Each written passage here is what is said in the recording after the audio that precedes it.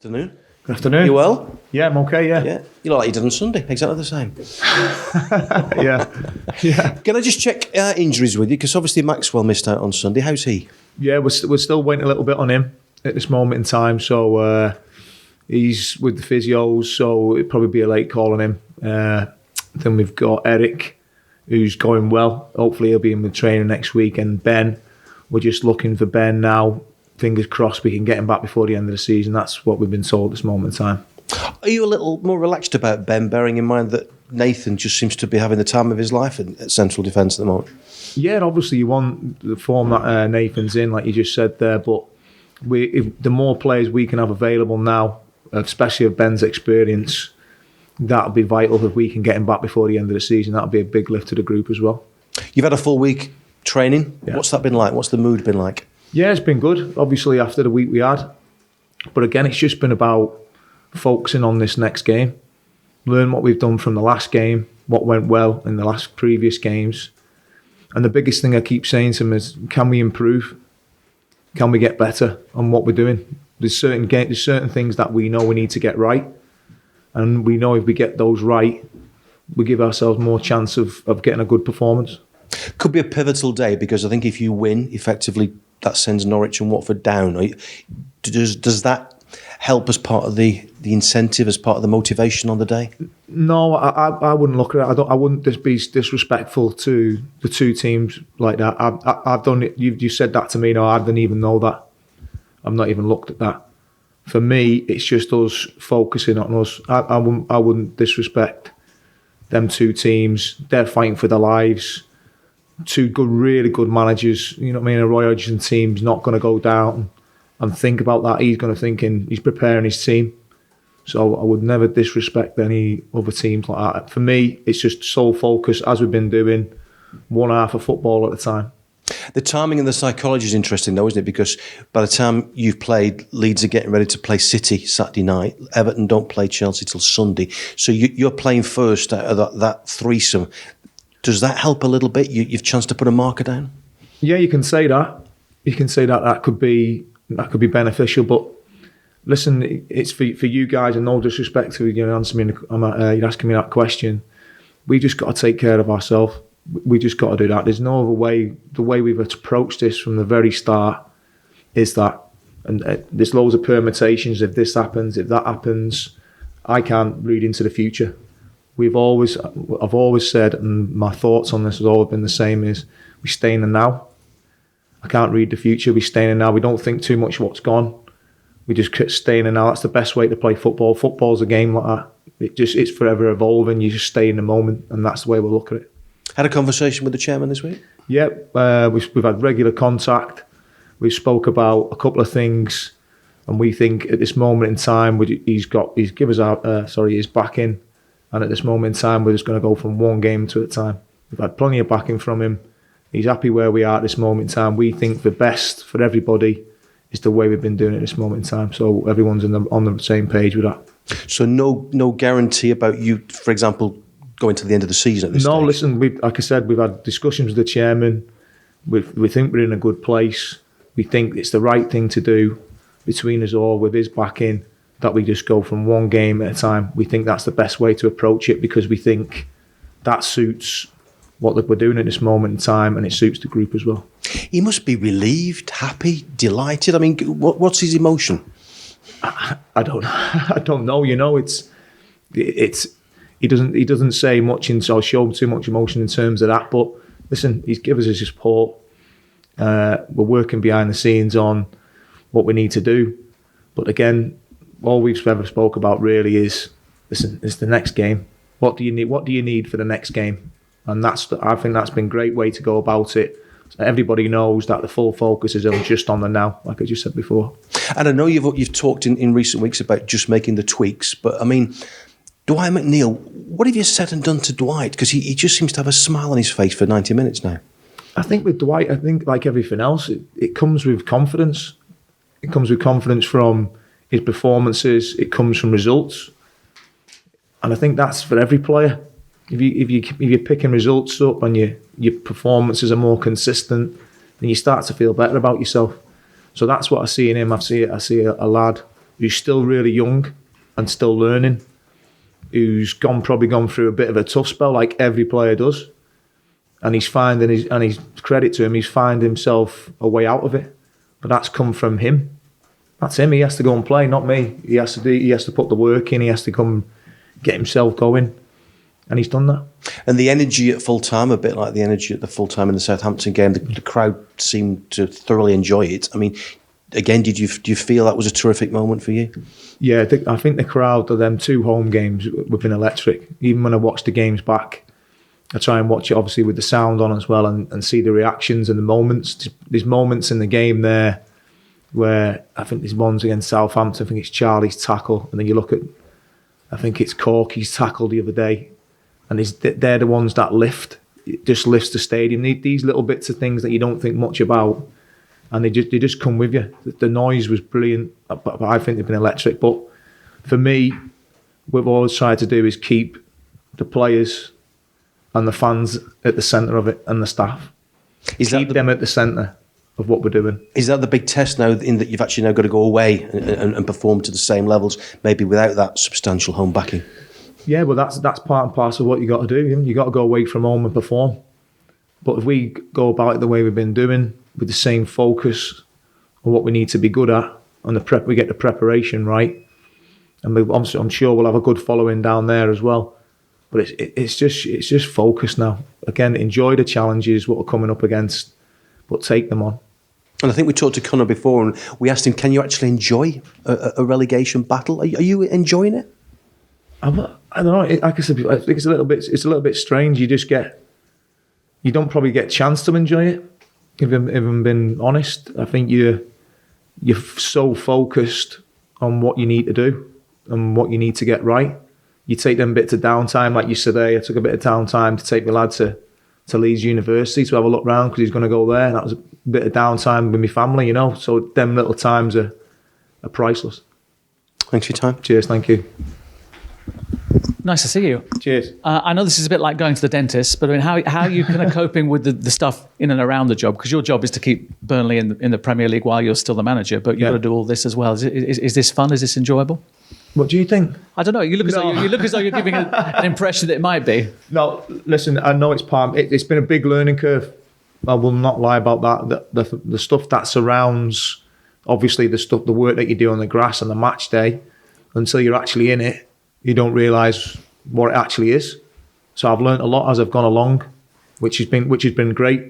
When you adapt and you evolve within it, you know, you think a little bit more about what you say, and which you have to. But no, I'm enjoying it in some ways. In other ways, I think it's like everything else, isn't it? You talked about the players improving. Are you watching an improvement in yourself? I know it's hard to cast the same eyes on yourself, but are you watching that sort of growth as well? Yeah, I've always done that since I was a player. I've said this before. I've always looked to ways to improve. I think you've got to have that in football. That's the only way you can keep evolving and keep pushing yourself. Like for this group, can we keep pushing now? Is there more there? I think there's more there, and I think they know there's more there as well. And it goes for me as well. How can I find different ways that's going to help the group, help everyone I'm working with? How can we make them better? I've always been along that. I've always been coached like that. The best managers I've played under have always done that. The best teams I've played in and got promoted have always done that. They've had a group of people around them who want to improve, not just the players, but the staff, and they do everything they can to try and improve them. And how important is the dialogue? We spoke to Maxwell Cornet this week, and he spoke in English, which was brilliant. He was determined to do it in English, which says a lot about him. Great, yeah. And he was fantastically complimentary about the kind of discussion, the twos and fros between management and players, which maybe hadn't happened before. Yeah. Is that a crucial part of what you're doing? Yeah, I don't know. I'm sure the staff before spoke to the players. You know, again, we haven't done anything. We're just trying to remind players. But I think you've got to try and get their input on what they think, their experienced group. They're playing a position. You know what I mean? If I'm talking to a striker, I'm as a centre-back, he knows, he has the feel for where he plays and what might suit him. And we might say, well, what about this? This might help you. And you have that little feedback and dialogue. We'll show him clips of what we think might help him.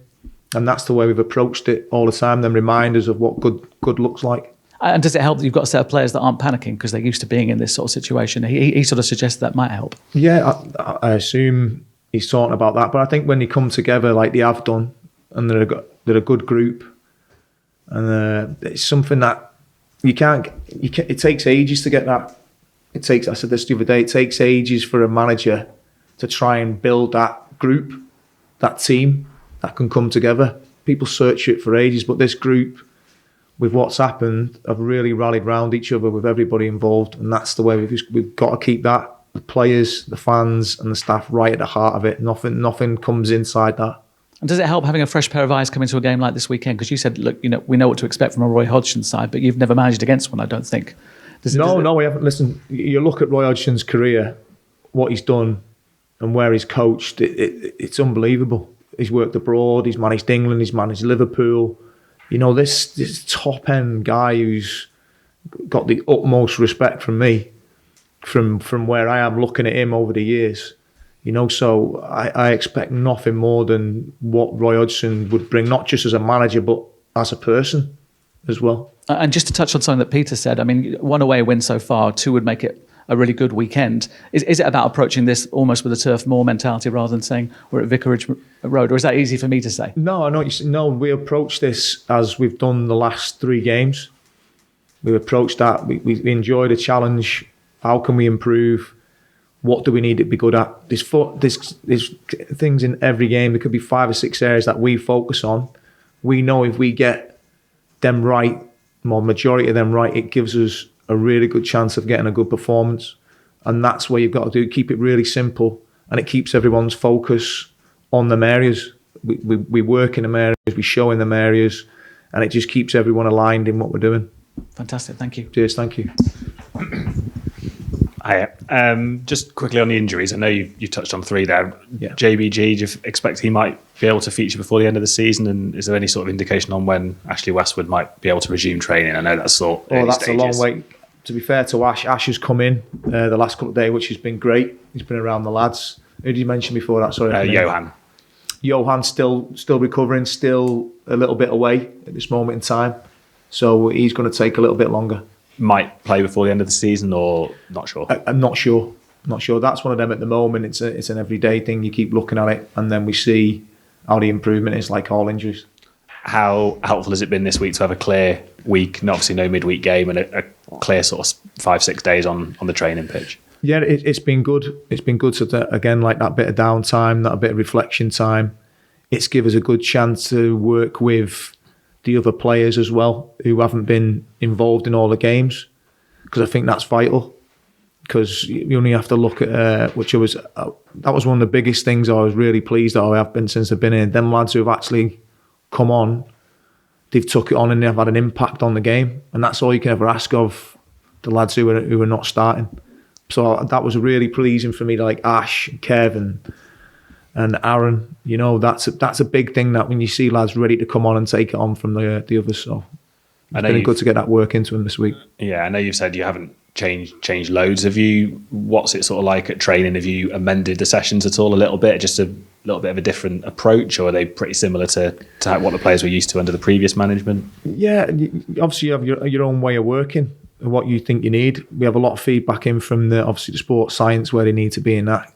But I think for every training session, I think every coach will tell you they're looking for 2 or 3. They want the intensity in it. They want quality in it. If you can get them things in your session, then that's where you need to be, however you're going to coach it. So that's what we've tried to do. Try and get the intensity, try and get the quality, and the blast thing, there's a purpose to it. Why are we doing it? Does it look like the game? And that's what we've tried to do. On the management front, is it, I guess, a case of if it ain't broke, don't fix it? Sorry, if it ain't, yeah, it ain't broke, that's right, isn't it? Of course, have another go. Yeah, is it a case of it's been working so far, so why try and make any changes? Spot on. I think you've just summed it up there. I think that's the best thing what you've just said there since I've been talking to you. Following on from something that didn't make any sense. Yeah. So that's yeah. And just one more on the bigger picture. Obviously, there's loads of players out of contract at the end of the season. There's a lot of uncertainty as to who the next manager will be, where division you'll be in as well. Yeah.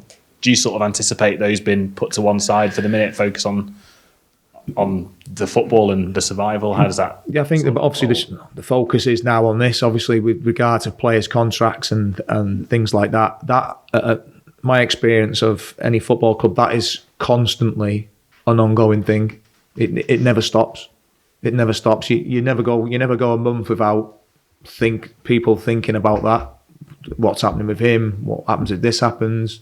There'll be plans and there's stuff going on in the background that'll be ongoing at this moment in time. Like any recruitment, that's the way it works. Yeah, you're still able to carry on with those conversations, even though obviously you're not having a permanent manager. No, see different options. The stuff that's going on behind the scenes regarding that, I haven't got loads of information into that because I haven't made that my business because of what we're focusing on here. Nice one. All the best for the weekend. Okay, thank you. Yeah, can I just grab Thank you. I mean, the way it's gone for you so far, it couldn't have been much better, really. Has it made you reassess kind of your own career goals? Has it made you think more about moving into management maybe more quickly, or have you not even had a chance to really think about that? No, I've not even had a chance to think about that, to be honest. It's a good question, but that's not in the front of my mind at this moment in time. I hope you can understand that, but it just is. It's not just saying that for the sake of it. The total focus has been, can we get this team ready and making sure we keep trying to improve them. Yeah, and we had Connor in here earlier and he was talking about the greater freedom he feels that the players have had under you. And I mean, how important has he been to the results over the past few weeks? Yeah, he's a young player. Again, I still think there's loads to come from him in terms of how we can improve, and he's improving game by game, and that's what you want to see from your players. Regardless of freedom, I've had this question before and I've heard it before. I don't think it's about that. I think it's just reminding these players of who they are and what they're capable of. The freedom, no team just goes out and just says, well, just go out and do what you want. That doesn't happen.